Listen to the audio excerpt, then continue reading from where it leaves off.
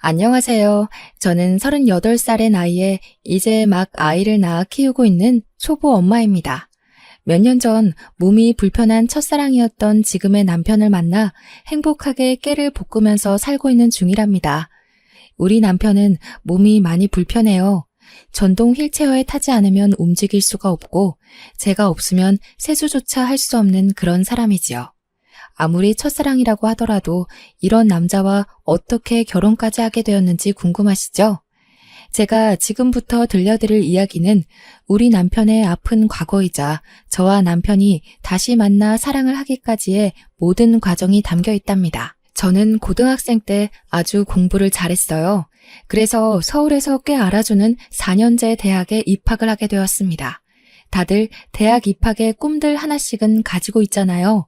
저 또한 부푼 꿈을 안고 건축학과에 입학을 했습니다. 신입생 OT에서 처음 알게 된 몇 명의 친구들은 금세 친해져서 무리를 이루게 되었죠. 아무래도 남자 여자 할 거 없어 섞여서 놀다 보니 그중에는 서로 눈이 맞아 연애를 시작하는 친구들도 있었고요. 공모전에 출품해야 된다고 교수님들이 달달 볶는데 어떻게 연애를 하는지 정말 궁금할 정도였습니다. 데이트할 시간이 전혀 없었거든요. 결국 건축학과 그 안에서 서로 끼리끼리 눈이 맞아 하루 종일 같이 과제를 하는 것 말고는 데이트를 할 수 없었습니다. 하필이면 저는 여중여고를 나온 터라 숫기가 없어 연애랑은 거리가 먼 사람이었고요. 하지만 친하게 지내던 단짝인 남자 사람 친구는 있었습니다. 민우는 제게 정말 친절한 친구였어요. 과제하다가 졸기라도 할까봐 커피를 몰래 사다 주고 학교 앞에 맛있는 디저트 가게가 생기면 포장도 해주고 하루는 제가 과제를 끝내고 늦은 시간에 집에 가려고 하니 위험하다면서 집까지 데려다 주더라고요. 저는 살면서 운전기사가 딸린 차를 타본 것이 처음이라 매우 놀라웠습니다.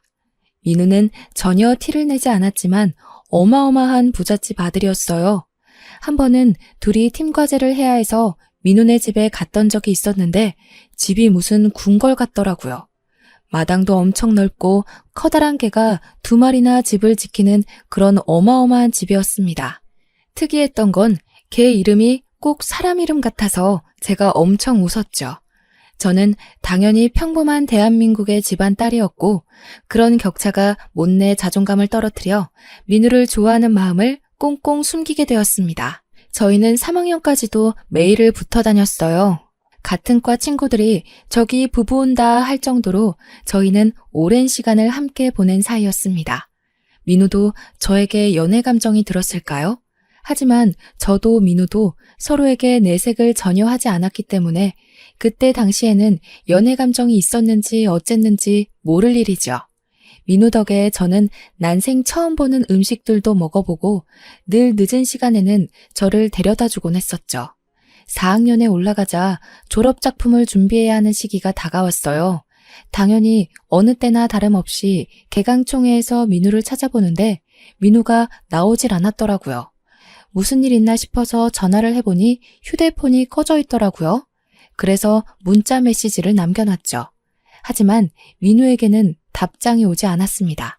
걱정이 되어 친했던 동기들에게 물어도 봤어요. 김민우 군대 갔어? 민우 군대 갔대? 몰라. 여기 민우랑 연락되는 사람 없어? 야, 민우 마누 연락이 안 되면 누가 되겠어. 남편 어디다 두고 혼자 왔어? 동기들도 민우의 행방을 전혀 모르더라고요. 개강한 지 2주가 넘게 지나서야 저는 학과 사무실에 민우가 군대를 갔는지 휴학을 했는지 물어보았습니다. 공사학번 김민우, 이번 학기 등록 안 했는데 휴학계도 안 냈고 학과에서도 계속 연락했는데 연락이 안 돼서 아마 퇴학 처리로 될 것 같은데? 연락이 안 된다고요? 조교님, 저 민우네 집 주소가 기억이 안 나서 그런데 땡땡동인 건 알고 있거든요. 알려주실 수 있어요? 그건 좀 곤란한데. 아무래도 학생 개인정보고 학교에 등록 안 했다고 해서 우리가 무조건 연락해야 되고 찾아가야 하고 그런 건 아니거든. 일단 내가 지금 좀 바빠서 더 이상은 안 될 것 같네. 수업 안 들어가? 저는 조교님과의 대화에서 얻은 소득이라고는 연락이 정말 그 누구와도 안 된다. 휴학 처리도 제대로 되지 않았다 정도였습니다. 이 정도라면 어디서 큰 사고를 당했을지도 모른다는 불안감이 엄습했어요. 아무리 그래도 첫사랑인데 이렇게 허무하게 끝낼 수 없다는 생각에 저는 과제를 하는 와중에도 틈틈이 서울권 병원의 중증 환자들 중 김민우가 있는지 찾아보러 다녔습니다. 전화로는 당연히 그놈의 개인정보 때문에 알려줄 수 없다는 이야기만 반복해서 들었고 병원에 직접 방문해서 일일이 이름을 확인하는 거 말고는 별 다른 수가 없었어요. 민우의 이메일 주소로도 몇 번이나 이메일을 보냈지만 읽지 않은 표시가 사라지지 않았습니다. 그렇게 1년의 세월을 바쁘게 보내고 저는 졸업을 했고 그 다음에 취업 준비를 하면서 준비했던 공모전에 입상하면서 국내에 꽤 유명한 건축사무소에 입사를 하게 되었습니다. 건축사무소에 입사를 해서도 3년 동안은 잡일밖에 하지 못했어요. 현장에 전화를 하는 일, 부자재 관리나 수입하는 일 정도요. 왜냐하면 건축기사 자격증이 있어야지만 제대로 일을 할 수 있거든요. 저는 일을 하면서 시험 공부를 했고 3년 만에 필요한 모든 자격증을 취득하고 승진을 해서 현장 업무에 뛰어들 수 있었습니다. 그게 바로 제 나이 28살이 되었을 때였어요. 제가 승진한 지 얼마 되지 않아 과 캠퍼스 커플이었던 동기가 결혼한다고 청첩장을 보내왔더라고요. 대학 동기의 첫 결혼식이기 때문에 혹시라도 민우도 소식을 듣고 나타나진 않을까 하는 요상한 기대감이 생기더라고요. 그래서 저는 꼭 참석하겠다고 이야기를 했죠. 결혼식 당일에 혹시나 하는 마음으로 정말 신부였던 것 같아요. 하지만 제 기대는 완전히 산산조각이 났죠. 20대 후반임에도 그 누구도 민우랑 연락되는 친구가 없었습니다. 오히려 동기들은 저에게 너네 부부 사이 같았는데 무슨 일 있었느냐고 되묻더라고요. 이 정도로 연락두절이고 부부 같았던 너까지 모르는 거 보면 어디 야반도주한 거 아니야? 걔가 은근 티는 안 냈지만 엄청 부자였잖아. 차도 외제차 타고 다녔고 학교 다닐 때 통화하는 거 얼핏 들어보니까 집에 도우미도 있는 것 같고 그랬는데. 동기들의 이야기를 듣는 내내 저는 조금 억울한 심경까지 생기더라고요. 정말 야반도주라면 저한테까지 한마디 말도 없이 사라져야 할 이유가 뭐가 있었을까 궁금했어요. 하지만 모두들 전혀 소식을 모른다는 말에 저도 더 이상 일말의 기대감조차 가지지 않기로 했답니다. 나를 그렇게 떠난 것엔 이유가 있겠지. 어디서 죽었을지도 몰라. 나 혼자 추억 안고 살아가면 되지 하면서 아무런 미련도 남기지 않기로 했습니다. 그렇게 그 마음을 온전히 회사에 쏟다 보니 저는 점점 회사의 눈에 띄기 시작했고 정말 신생업체 한두 개 맡아서 하던 제 업무는 이제 제법 굵직해졌습니다. 회사에서도 초고속 승진이라고 나이 30에 이 정도 업무를 맡는 사람은 처음인 것 같다면서 비행기도 태워주셨어요. 건물을 하나 설계하는데 드는 시간과 비용이 얼마나 되는지 상상이 안 되시죠? 캐드라는 프로그램으로 일일이 도면과 조감도를 만들어내는 게 생각보다 쉬운 일이 아니라 저는 업체가 늘어나자 정신이 안드로메다에 가 있는 것처럼 바빴습니다. 출장도 상상 이상으로 많아졌어요. 정말 국내에 안 가본 동네가 없을 정도로 구석구석 비어있는 땅은 다 돌아다닌 것 같습니다. 집안을 어떻게 닦을 것인지, 건물을 어떻게 올려야 효율적인지 답사를 다녀야만 작업을 시작할 수 있었어요. 다른 날과 다름없이 지방 출장이 생겨 아침부터 부랴부랴 준비를 하고 버스도 한 번에 가는 편이 없어서 몇 번을 갈아타고 시골 동네에 도착하게 되었습니다.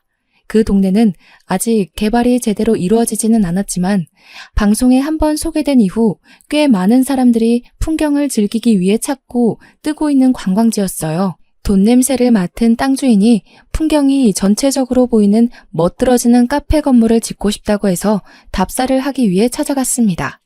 정말 동네에 카페 하나 없어서 사장님께서 중국집에서 만나자고 하시더라고요. 동네 허름한 중국집에서 탕수육에 소주를 시켜놓고 하는 미팅이라니 정말 생소했지만 한편으로는 재미있기도 했습니다. 지방 특성상 밥집에서 가끔 미팅하는 경우도 있긴 했었거든요. 물론 이렇게 테이블 4개가 전부인 중국집은 처음이었지만요. 한창 건물의 효율성과 디자인, 부자재에 대해 설명하면서 가닥을 잡아가고 있는데 소주를 드시던 사장님께서 대뜸 시집은 갔냐면서 호구 조사를 시작하시더라고요. 일하는 재미에 푹 빠져서 연애도 아직이에요. 대신 경력은 탄탄하니 믿고 맡겨주시면 걱정 하나 없게 잘해드릴게요. 내가 우리 윤지의 과장 소문이야 익히 들어서 알고 있지. 근데 윤 과장 몇 살이지? 31? 32? 제가 좀 동안이죠? 이래 보여도 35 먹었습니다. 그래? 학교도 서울에 어디 나왔다고 거기 소장한테 들었는데 XX 대학교였던가? 사장님이 너무 코치코치 저의 사생활을 묻는 것 같아서 기분이 좀 그랬지만 어쨌든 꼭 성공해야 할 프로젝트이기도 했기에 사장님의 비위를 거스르지 않으려고 꼬박꼬박 대답을 했어요. 네, 맞아요. XX 대학교 건축학과 나왔어요. 이런 인연이 다 있나? 윤 과장 김민우라고 알아? XX 대학교 건축학과 출신에 나이도 비슷한 것 같았는데. 저는 민우의 이름이 나오자 소스라치게 놀랐습니다. 그렇게 10년을 넘게 수소문했던 민우의 이름을 이런 자리에서 사장님께 듣게 되다니요. 사장님이 민우를 어떻게 아세요? 혹시 민우가 다른 건축사무소에서 일하고 있나요? 그쪽 업체에도 견적 의뢰하셨었어요? 어디 회사요? 아소라 아소. 기다려봐. 야, 민우야. 사장님은 바깥에 오토바이 배달원을 향해 민우야 하고 부르셨고 두어 번 부르니 휴대폰을 보고 있던 남자가 가게 안으로 들어왔어요. 예, 박 사장님. 뭐 더 드려요? 소주? 너 XX대학교 건축학과 나왔다고 했지? 거 몇 학번이야? 아, 몇 번을 물어보셔. 04학번, 35살. 나 거기 나온 거 맞다니깐요. 그렇게 내가 못 믿어? 저는 민우라는 사람을 빤히 쳐다보았어요. 분명 XX대학교 나온 건축학과 04학번 김민우는 제가 아는 김민우 하나뿐인데 묘하게 기시감이 드는 얼굴이었습니다. 정말 길에서 만나면 모르고 지나칠 법한 아무리 10년이 넘는 세월이 흘러 강산이 바뀌었다고 해도 이렇게까지 다른 얼굴일 수 있나 싶은 모습이었어요. 왕자님처럼 뽀얀 피부에 다부진 어깨, 항상 남을 배려할 줄 알던 다정다감한 말투는 온데간데 없고 지금 제 앞에 있는 사람은 전혀 다른 사람이었습니다. 깡마르고 새까만 피부에 눈도 민우보다 훨씬 동그랗고 뭔가 이국적인 느낌이 물씬 풍기는 얼굴이었어요. 말투야 뭐 시골에 살다 보면 촌스러워지고 대바라질 수 있다고 생각은 하지만 분위기 자체는 잘 안 바뀐다고 생각했는데 이건 분위기뿐만 아니라 얼굴도 달라졌으니까요. 김민우 맞아? 나 윤지혜인데. 지혜야 당연히 알지. 잘 지냈어? 동기 애들은 다 잘 지내고 내가 연락을 못했다. 너 왜 4학년 되자마자 휴학계도 안 내고 그렇게 소리소문 없이 사라졌어? 군대 간 줄 알고 수소문했는데 그것도 아니고 무슨 일이 있었던 거야? 내가 아는 김민우가 아닌 것 같아서 그래. 실은 내가 큰 사고가 있었어. 집에 큰 불이 나서 부모님은 돌아가시고 나 혼자 가까스로 살아남았는데 재산도 다 타버리고 얼굴에 화상도 입어서 수술도 하고 그랬지. 그제서야 얼굴이 다른 이유를 알게 되었어요. 물론 체격까지 차이가 나는 건 이해가 안 됐지만 사는 게 바빠서 관리도 못하고 운동도 못하면 충분히 왜소해질 수 있다고 생각했죠. 불에 모든 게 다 타버리는 바람에 어디에도 연락할 수가 없었고 나도 연기를 많이 마셔서 꽤 오랜 시간 병원에 입원해 있었어. 재활치료도 오래 받았고 내가 세상에 나온 뒤엔 할 수 있는 게 없더라고. 그래서 무작정 버스 타고 내려와서 여기서 일하게 됐지. 그러면서 민우는 사장님께 소주를 한 잔 받아 벌컥 마셨어요. 분명 대학 다닐 때 민우는 술을 한 잔도 못하는 친구였었거든요. 친구들끼리 술을 마시러 갈 때도 항상 구석에서 탄산음료를 먹던 친구였는데 소주를 연거푸 마시는 모습을 보고 너무나도 놀랐습니다. 정말 10년이 넘는 세월이 사람을 이렇게도 변하게 만드는구나. 세월의 격차는 너무나도 다르구나를 실감하게 되었죠. 이렇게 만난 것도 인연인데 두 사람 번호도 교환하고 그러지? 둘 다 미혼이구만. 그 말을 듣고 민우는 제게 쭈뼛쭈뼛 휴대폰을 내밀었고 저희는 번호를 교환하게 되었습니다. 기시감은 뒤로 한 채 민우와 다시 연락이 되었다는 사실 자체로도 너무 기뻐서 눈에 보이는 게 없기도 했어요. 저는 미팅도 잘 마치고 두 사람에게 인사를 한 뒤 다시 서울로 돌아오게 되었습니다. 동기들에게도 이 소식을 전할까 했지만 지금 민우의 사정이 좋지 않기도 하고 그렇게 잘 살았는데 한순간에 모든 걸 잃은 게 자존심이 상할 수도 있는 문제라 저만 알고 있기로 마음먹었어요. 그날 저녁 피곤함이 몰려오는 와중에도 민우와 연락이 하고 싶어 문자를 보내보았어요. 민우야, 나 집 잘 도착했어. 진짜 인연은 인연인가 보다. 그렇게 먼 동네에서 이렇게 우연히 마주치다니. 그러니까 지혜야. 민우 이제 내 이름도 기억 못하는 거야? 나 지혜잖아. 아니 미안. 오타난 거야. 민우와 함께 연락을 이어가면서 은근히 갸우뚱할 일들이 있었어요. 예를 들면 캠퍼스 건물을 이야기할 때도 건물을 헷갈린다던가 다 아는 건축 설계 이야기를 할 때도 기억이 안 난다고 한다던가 하는 일들 말이죠. 물론 세월이 지났으니까 까먹을 수도 있겠구나 싶었지만 그래도 굵직한 이야기들도 잘 기억 안 난다고 하니 서운한 마음까지 들더라고요. 저는 그 추억 하나로 이 세월을 버텨가며 민우를 찾아 헤맸는데 민우는 모든 걸 다 별일 아닌 일로 치부해버리는 것 같아서요. 민우야, 앞으로는 가끔 안부도 묻고 연락도 하고 지내자. 우리 대학 다닐 때 정말 재미있는 일 많았는데. 아, 내가 진혁이랑 진솔이 보고 엄청 웃었던 것도 기억나? 그럼 기억나지. 진혁이랑 진솔이 진짜 웃기던 친구들이었잖아. 걔네가 말이라도 하면 친구들 다 배꼽 잡았던 거 기억나지. 걔네는 뭐하고 산대? 저는 여기서 정말 큰 의문이 들었습니다. 진혁이랑 진솔이는 민우네 집에서 키우던 큰 진돗개 2마리의 이름이었거든요. 키운 지 10년이 넘은 늙은 노견이라면서 이별하게 되면 너무 슬플 것 같다고 남은 시간 동안 정말 잘해줄 거라고 애지중지했던 개였어요. 대학 시절 이야기는 그렇다 쳐도 10수년을 키워온 반려견의 이름까지 까먹는 게 말이 안 되잖아요. 민우야, 진혁이 진솔이는 네가 키우던 개 이름인데 그 개들은 어떻게 됐어? 미안. 내가 화재로 머리까지 많이 다쳐서 기억이 잘 안 나. 은근히 내는 오타들도 신경 쓰이더라고요. 많이 다쳤다고 해도 맞춤법에 띄어쓰기 따박따박 지키던 사람이 저렇게까지 나사가 빠질 수 있나 싶었고요. 화재로 인한 부상이라고 했는데 머리를 다친 것도 아니면서 기억이 하나도 없다고 하는지 그러면서도 저는 안다고 아는 척을 해오는 게 앞뒤가 맞지 않는 것 같았어요. 며칠이 지나고 민우가 급한 일이 있다면서 통화가 가능하냐고 묻더라고요. 민우야, 무슨 일 있어? 급한 일이 뭔데? 내가 배달 일을 하다가 사고가 났어. 정말 급해서 그런데 나 돈 좀 빌려줄 수 있을까? 저는 순간 말문이 턱 막혔죠.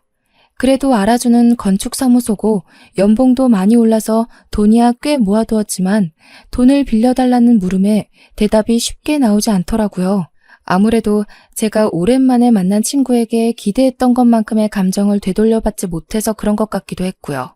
지혜야, 정말 이런 부탁해서 미안하다. 내가 지금 연락하는 친구가 너뿐이라 사고가 났는데 가족도 없고 내가 가진 게 없어서. 그렇게까지 말하는데 안 되겠다고 다른 데 가서 알아보라는 말을 못 하겠더라고요. 그래서 필요하다는 돈이 얼마냐고 물었고 500만 원이라고 하길래 바로 송금을 해줬어요. 몇천만 원 단위였다면 거절했겠지만 솔직히 500만 원 정도는 빌려줄 수 있었거든요. 민우는 꼭 갚겠다면서 너무 고맙다고 제게 연신 인사를 전했습니다. 그런 모습은 꼭 예전이랑 비슷해서 찝찝함은 뒤로 하고 잘한 일이다 라고 생각하기로 마음을 먹었어요. 그 뒤로도 몇 번 사고 치료를 위해 병원에 가야 한다. 사고 나면서 깨진 그릇들을 변상해야 한다면서 20만 원, 30만 원 짜잘하게 돈을 빌려갔죠. 몇 번이나 거절하려고 했지만 마지막이다. 진짜 미안하다. 지혜 너한테 이러면 안 되는데 등등 말로 구슬리기에 못 이기는 척 빌려주게 되었습니다. 정말 마지막이라 그런데 지혜도 월급날 가까워지지 않았어? 나 300만 원만 빌려줄 수 있어? 민우야, 내가 너한테 여태 빌려준 돈이 거의 800만 원 가까이 돼. 어떻게 나한테 갚으려고 자꾸 돈을 빌려달라고 그래? 그리고 여태 빌려간 돈 한 푼도 안 갚았잖아. 나도 생활이 힘들어서 더는 못 빌려줄 것 같아. 저는 제 월급 날짜까지 물어보는 행태가 많이 뻔뻔하다고 느껴지고 점차 수상해졌어요. 하지만 본인이 김민우라고 하고 그것도 제가 말하기 전에 XX대학 건축학과 공사학번이다까지 밝힌 마당에 증거가 딱 나오는 것도 없었고요. 얼굴이 좀 다르다, 말투와 성격이 다르다고 우기기엔 10수년 동안 연락이 중단되었던 친구인걸요. 제가 몇 번 돈 빌려달라는 걸 거절하자 제게 연락도 뜸해지더라고요. 이리저리 머리를 굴리지 말고 지금은 회사 일에 집중을 해야겠다고 생각을 했어요. 안 그래도 민훈의 동네 땅주인 사장님께서 제가 잡은 컨셉에 대해 조금 마음에 들지 않는다는 표시를 하셔서 발등에 불이 떨어졌거든요. 하루하루를 바쁘게 뛰어다니는 와중에 민우에게 오랜만에 연락이 왔어요. 또 돈 이야기일까 싶어 전화를 받을까 말까 고민했는데 그래도 안 받기가 조금 그래서 연락을 받았습니다. 지혜야, 내가 부탁이 있는데. 부탁이라는 말에 한숨부터 나오더라고요. 돈 빌려달라는 건 아니고 때문에 서울에 오게 되었는데 하루를 여기서 있어야 할 것 같아. 알다시피 내가 친척들도 연락이 안 닿고 친구도 없고 그리고 실은 내가 사고 해결 때문에 돈이 부족해서 호텔을 잡지도 못했거든. 오랜만에 만나서 회포도 푼다고 생각하고 너네 집에서 하루 지내도 될까? 저는 진짜 깜짝 놀랐습니다. 여자 혼자 사는 집에 남자가 아무렇지 않게 자고 가겠다는 소리를 한다니 이게 제정신인가 싶으면서도 또 밤새 술 먹으면서 이것저것 해보면 뭔가 나오지 않을까 싶기도 하는 마음이 공존하더라고요. 어차피 투룸이니까 작은 방에서 재우고 안방문이야 잠그면 되겠지라는 생각으로 알겠다고 퇴근하고 연락하겠다고 했습니다. 퇴근 후에 회사 근처에서 민우를 만나 밥을 먹고 편의점에 들러 안주거리와 맥주, 소주를 사들고 집으로 들어갔습니다. 집 좋다면서 구경 좀 해도 되냐고 하길래 여자 혼자 사는 집을 뭘 그리 샅샅이 보려고 하냐며 앉아서 술이나 먹자고 했어요. 알코올은 분해를 전혀 못한다며 한 잔만 마셔도 얼굴이 새빨개지던 민우는 어디 가고 소주는 역시 맥주에 타먹어야 제맛이라면서 소맥을 타마시더라고요. 민우, 너 알코올 한 방울만 들어가도 전신이 빨개진다면서 술 안 먹지 않았어? 그거 다 어릴 때지. 공사장이며 배달일이며 고생해봐. 술이 꿀떡꿀떡 넘어간다니까? 능청스럽게 오징어 다리를 뜯으면서 소맥을 마시는 모습을 보면서 저의 어린 시절 환상은 점점 깨졌죠. 저는 대충 사온 술을 다 마시자 이제 잠이나 자자면서 자리를 정리했어요. 저를 따라 안방으로 들어오려고 하는 민우를 확 밀치고는 저쪽 방에서 자라고 떠밀었죠. 민우는 약간 머쓱해하면서 작은 방으로 들어가더라고요. 그 방을 드레스룸으로 쓰고 있어서 잠자기엔 조금 먼지도 많고 비좁긴 했지만 어차피 하루인데 뭐 어떠냐는 마음으로 재웠습니다. 아침에 출근을 해야 해서 민우 방에 노크를 하니 조용하더라고요. 출근을 할 시간인데 민우를 혼자 두고 나가기가 너무 꺼림칙해서 깨울 생각으로 문고리를 잡아 돌렸는데 이미 나갔는지 방에 없더라고요. 뒷정리도 하나도 안 해놓고 가서 좀 열이 받았지만 손님인데 그것까지 바라면 안 되겠다 싶어서 이부자리를 정리하고 있었는데 문득 본 액세서리 서랍이 살짝 열려있는 거예요. 설마 싶어서 서랍을 열어보니 제 귀금속들이 사라졌더라고요. 그때 허탈감과 분노는 이루 말할 수 없었습니다.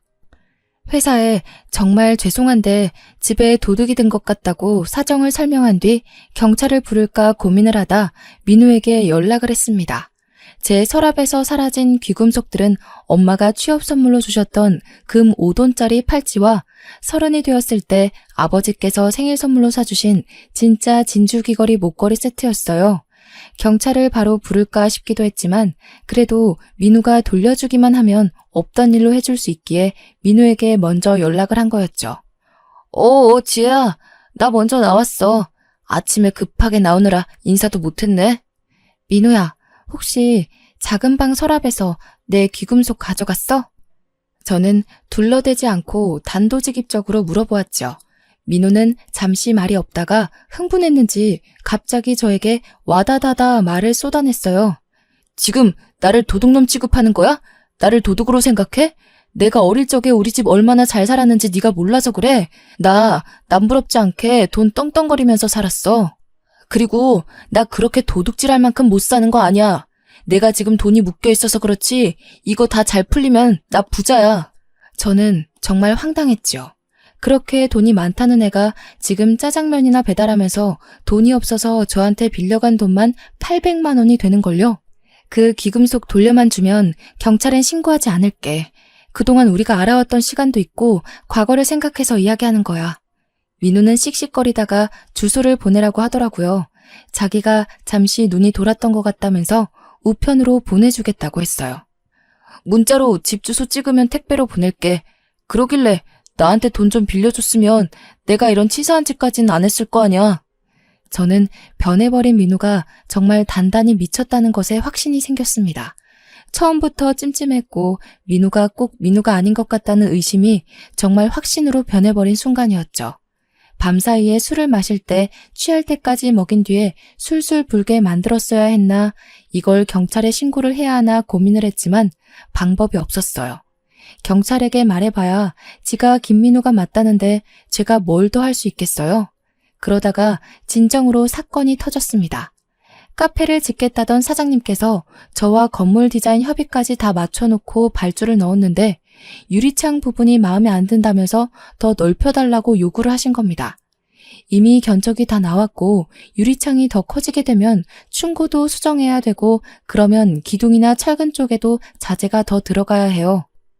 이건 제가 사장님을 설득해야지만 추진이 가능한 일이었기에 어쩔 수 없이 부랴부랴 짐을 챙겨 민우가 사는 그 동네에 다시 가게 되었습니다. 버스를 여러 번 갈아타고 오후가 되어서야 겨우 도착해서 사장님 댁으로 다짜고짜 찾아가 협상을 짓기 시작했어요. 사장님께 상황을 그대로 설명드리고 결국 처음 디자인으로 가겠다고 하셨어요. 더 이상 말 바꾸기 없다고 도장까지 쾅 찍고 나오니 이미 해가 진 어둑어둑한 저녁 8시였습니다. 집으로는 어떻게 돌아가야 하나 고민하고 있는데 시골이라 그런지 가게들이 일찍 닫더라고요. 8시에 마치는지 민우가 저 멀리에서 터덜터덜 중국집 가게 문을 닫고 걸어가는 것이 보였습니다. 그래도 아는 사람 하나 없는 외지에서 민우를 만났다는 게 내심 반가웠던 터라 저도 모르게 민우야 하고 부르려는데 누군가가 소리를 치더라고요. 얘야, 영준아! 귀가 어두운가 불러도 말을 못 들어. 아이씨, 영준이라고 하지 말라니까. 어둑한 주위 덕분에 제가 보이지 않았는지 주위를 연신 살피며 할머니의 팔을 확 잡아채고는 뭐라고 궁시렁거리면서 걸어가더라고요. 실수했다고 판단하신 건지 할머니는 연신 미안하다는 제스처를 민우에게 하면서 입을 찰싹 때리셨어요. 저는 그 자리에서 잠시 멍하니 서 있었습니다. 영준이? 영준이가 누구지? 하고 말이죠. 저는 정신이 돌아오면서 제 머릿속에서 여러 가지 상상의 나래를 펼쳤습니다. 만약 민우가 영준이라면? 진짜 민우는 어디에 있지? 진짜 민우, 가짜 민우, 영준이 온데 섞여서 머리가 지끈거릴 지경이었습니다. 저는 제 눈으로 직접 확인하는 편이 좋겠다는 생각이 들어 지체 없이 휴대폰으로 민우의 번호를 찾아서 전화를 걸었습니다. 민우야, 별일 없지? 어디야? 지금 퇴근해서 집에 가고 있어. 왜? 택배 잘 받았다며. 돈은 천천히 갚을 거야. 이제 와서 경찰에 신고하려고? 한 달도 더 된 이야기인데? 왜 이렇게 날이 서 있어? 아니, 다름이 아니라 내가 지금 너네 동네에 와 있는데 휴대폰 배터리도 이제 꺼지기 일보 직전이고 잠깐 볼 수 있을까? 너 일하는 중국집 앞이야. 민우는 10분이 채 지나지 않아서 중국집 앞으로 왔어요. 저는 괜히 멋쩍은 듯한 표정을 지으며 민우에게 말을 했습니다. 귀찮게 미안. 너네 집에서 혹시 나 하루 자고 가도 돼? 여기가 시골이라 차편이 일찍 끊기잖아. 내가 급한 일이 있어서 왔는데 차편도 없고 부를 사람도 없고 휴대폰도 꺼져서 어디 연락도 못하고. 그럼 대충 근처 여관방 잡아서 핸드폰 충전도 하고 그러면 되지 않아? 내가 지갑까지 잃어버려서 버스에 두고 내렸나 봐. 돈이 한 푼도 없어. 아니, 10만 원도 없어? 민우는 궁시렁거리면서도 제가 방법이 없다고 계속해서 집에서 하루만 재워달라고 하자 어쩔 수 없이 저를 집으로 데려갔습니다. 집에는 아까 영준이라고 불렀던 그 할머니가 계셨는데 딱 봐도 동남아계 외국인인 것 같았어요. 소개를 해달라는 모양새로 가만히 서 있자 민우가 마지못해 입을 열었습니다. 내가 왜 사고 나서 빈털털이 됐다고 했잖아. 무작정 여기로 왔는데 이 할머니가 자식이 없다고 같이 살자고 하셔서 내가 같이 살면서 보살펴드리고 있어. 할머니는 저를 보고 아무 말도 않고 그냥 웃으면서 서 계셨어요. 하지만 표정이 나에게는 아무런 말도 걸지 말라 그런 표정이었기에 저는 잔뜩 긴장하며 고갯짓만 했습니다. 민호는 제게 방이 3개지만 화장실 옆에 있는 방은 돌아가신 가족의 남은 유품들이 있다면서 절대로 들어가지 말라고 신신당부를 했어요. 본인은 본인 방에서 잘 테니 저보고 불편하지만 거실에서 자라고 하길래 알겠다고 했죠. 할머니가 할머니 방에서 이부자리를 하나 들고 오셔서 거실에 깔아주셨습니다. 저는 알아서 잘 자고 아침 일찍 나갈 테니 걱정하지 마시라고 하고 다들 주무시라고 인사를 드렸습니다. 할머니는 먼저 자겠다고 방으로 들어가셨고 민우는 씻겠다며 화장실에 들어가더라고요. 제게 절대 화장실 옆방 문을 열지 말라고 신신당부를 하고 갔습니다. 저는 민우가 씻으러 들어간 사이 거실 책장에 꽂혀있는 앨범들에 눈을 돌렸어요. 어릴 적 사진이 있는 앨범인 것 같은데 사진을 보면 뭔가 가닥이 잡히지 않을까 싶었거든요. 두꺼운 앨범을 후다닥 꺼내서 사진들을 보는데 아기 때 사진부터 어린이, 중고등학교 시절 사진들이 쭉 있는데 그 어디에도 제가 알던 민우 얼굴이 없는 거예요. 사진 중간중간 영준이의 첫 입학식, 영준이와 영준이랑 놀이공원 이렇게 사족이 써져 있었고 민우에 대한 이름이나 내용은 전혀 없었습니다. 그러다가 모자 사진으로 보이는 사진을 발견하여 유심히 보는데 아무리 봐도 할머니와 지금의 민우 얼굴이었어요. 제 의심은 확신으로 바뀌었습니다.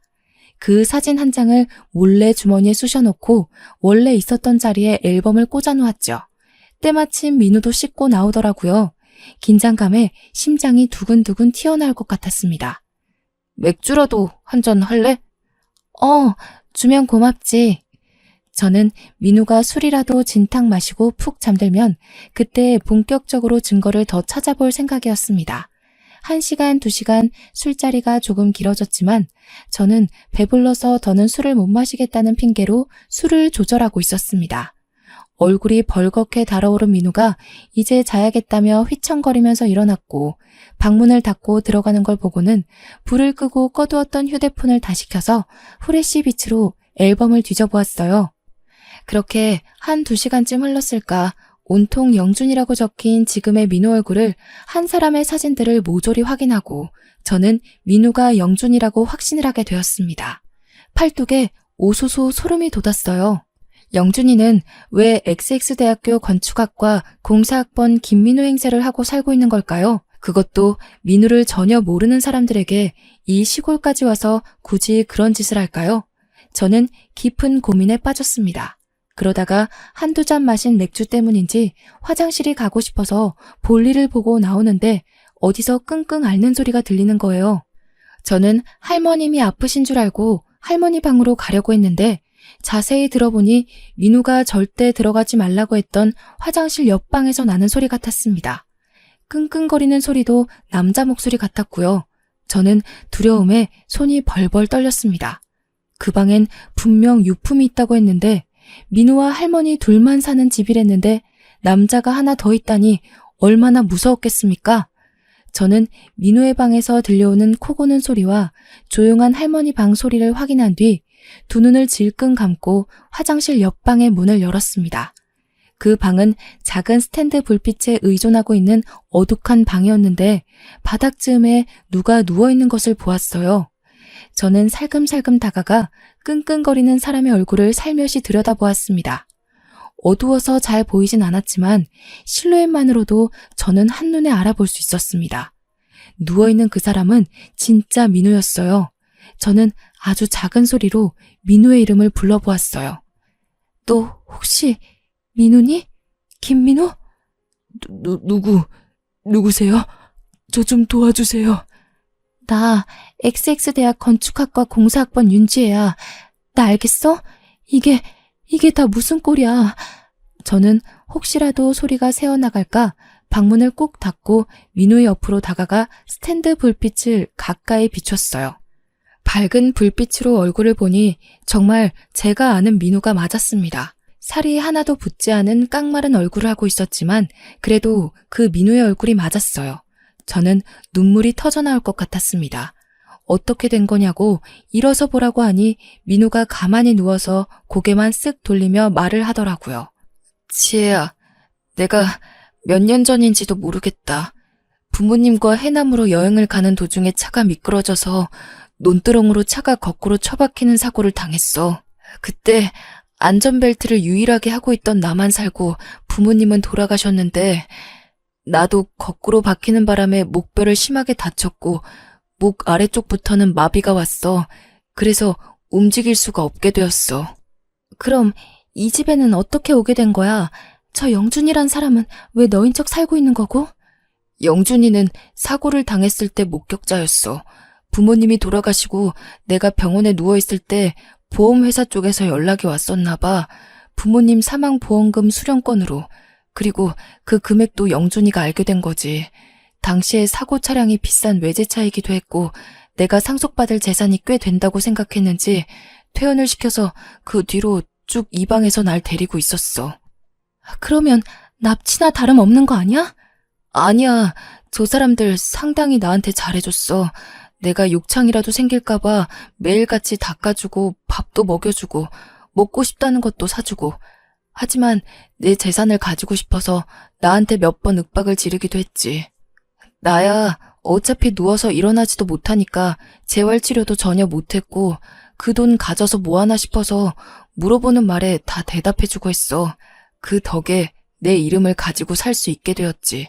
하지만 보험금 수령까지는 못했나 봐. 내가 직접 움직여야 한다고 하더라고.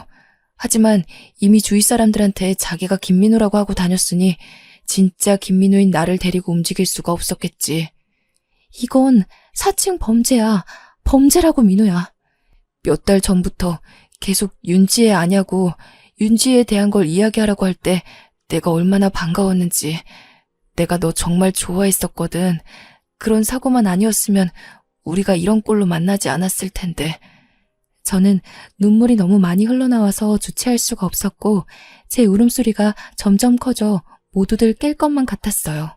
뼈밖에 남지 않은 민우였지만 저는 어디서 그런 힘이 나왔는지 누워있는 민우를 혼자서 이리 돌리고 저리 돌리고 결국 등에 들쳐업었습니다. 민우는 제게 뭘 하려고 그러냐면서 이미 본인의 사지는 마비되어 아무것도 할 수 없는 몸이라고 했지만 저는 재활치료를 전혀 못 받았다는 말이 가슴에 콕 박혔어요.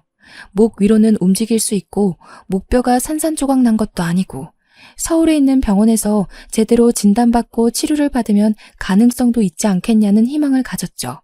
새벽 4시 해도 뜨지 않은 어둑한 밤. 저는 민우를 들쳐업은 채로 그 집을 나와 무작정 뛰었습니다. 10수년을 누워서 주는 밥만 먹으면서 지냈으니 근육이고 지방이고 남아있는 게 있었겠습니까? 가시 같은 몸이라 제가 들쳐업어도 무게가 많이 나간다는 생각이 전혀 안 들더라고요. 무작정 걷고 또 걷고 어딘지도 모르는 길을 걸어 딱 한 대 있는 택시를 발견했습니다.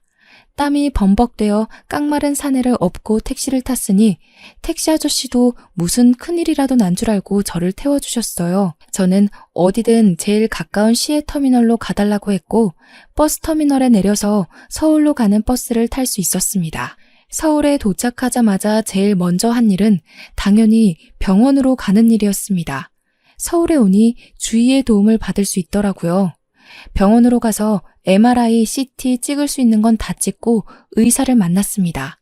지금 촬영본 보시면 목뼈 쪽 신경이 제대로 치료가 되지 않아서 눌려 있습니다. 그래서 사지에 힘이 들어가지 않고 마비 증상이 온 거고요. 더불어 사고의 여파인지 척추신경에도 손상이 있습니다. 이건 약물 치료로 호전될 부분은 아니고요. 목뼈 쪽은 이미 협착이 되어서 수술을 하려면 아주 대수술이 될 겁니다. 거기다가 목숨을 장담하기도 어렵고요. 하지만 수술이 잘 된다면 이미 오랜 시간 신경이 눌려 눈에 띄는 회복은 어렵지만 팔 정도는 움직일 수 있게 될 겁니다. 저는 민우와 함께 의사 선생님의 말을 듣고는 민우의 의사를 물었습니다. 마음을 다잡은 듯 위험해도 수술을 하겠다고 결정을 지었고, 그렇게 입원한 지 일주일 만에 급하게 민우의 수술 날짜가 잡혔습니다. 수술을 기다리는 일주일 동안 저는 민우가 받아야 할 보험금들을 알아보게 되었고, 오랜 시간이 지나 보험회사도 그만큼 고객 서비스가 발전했는지 직접 병원으로 와주었어요. 직원과 함께 그동안 수령치 못했던 보험금을 정산받게 되었고, 그 돈으로 수술비도 결제할 수 있었습니다. 더불어 변호사를 통해서 상속받지 못한 재산에 대한 권리도 찾게 되었고, 폐가처럼 변해버린 민우가 살던 집 또한 민우의 명의로 이전하도록 진행하게 되었습니다. 민우의 수술은 10시간이 넘는 큰 수술이었고, 다행히 수술이 잘 되어 삐뚤게 맞춰진 뼈를 바로 잡게 되었습니다. 하지만 바로 마비가 풀리는 그런 기적은 당연히 없었고요. 일단 몸의 근육이 거의 남아있지 않습니다. 몸무게도 50kg가 안 됩니다. 지금은 걷는 것도 무리가 갈 수 있기 때문에 재활과 더불어 운동 치료를 약하게 시작해야 합니다. 어느 정도 몸에 근육이 생기고 순환이 완벽하게 되는 시기부터는 마비를 풀기 위한 재활이 들어갈 거고요. 걸리는 시간은 장담할 수 없습니다. 10년이 걸릴지 20년이 걸릴지 혹은 평생 돌아오지 못할 수도 있습니다. 저는 민우가 제 손으로 글씨라도 한번 써봤으면 좋겠다는 마음으로 재활치료를 빠지지 않고 받자고 말을 했어요. 민우는 눈을 꿈뻑이며 제게 당연하다는 듯 알겠다고 했고요. 수술이 끝난 뒤 영준이라는 사람을 경찰에 신고했습니다. 경찰에서는 민우의 진술을 토대로 영준이라는 사람을 찾기 시작했고요. 당연히 민우가 사라진 걸 알게 된 이후 그 모자는 집을 버리고 떠났는지 빈집으로 남아있다고 했습니다. 사람이 사는 최근 흔적이 보이지 않는다고요. 제가 알고 있던 휴대폰 번호도 전부 없는 번호로 뜨고 모든 걸 버린 채 야반 도주를 한 거죠. 경찰은 꼭 잡고야 말겠다고 저희에게 약속을 했고 저희는 경찰을 믿고 치료에만 힘을 썼습니다. 그렇게 1년 동안 저는 민우 옆에서 모든 걸 함께 했고 가족이 없는 민우를 저희 집으로 데리고 와서 제가 퇴근하고 나서부터는 어떻게든 수발을 들었고요. 결국 제게 너무나도 미안해하는 민우에게 먼저 프로포즈도 했습니다. 민우는 염치가 없다며 몇 번이나 거절했지만 부끄럽게도 저에게 아이가 생기자 눈물을 흘리며 결혼을 하자고 하더라고요. 38살. 지금의 나이가 되어서야 갓난쟁이를 낳았고 지금은 민우와 깨볶는 신혼, 정신없는 육아를 하면서 행복하게 살고 있습니다. 제가 외벌이로 나가서 일을 하지만 민우가 가진 재산이 많아서 나중에 일을 그만두더라도 먹고 사는 데는 지장이 없을 것 같아요. 아무래도 휠체어를 타고 다니고 아직 손가락 하나 움직일 수 없는 몸이라 사회의 시선이 두렵기도 하지만 우리 아이와 함께 남편과 함께 행복하게 살려고 합니다. 평생 후회 없이 행복하게 살게요. 응원 부탁드려요.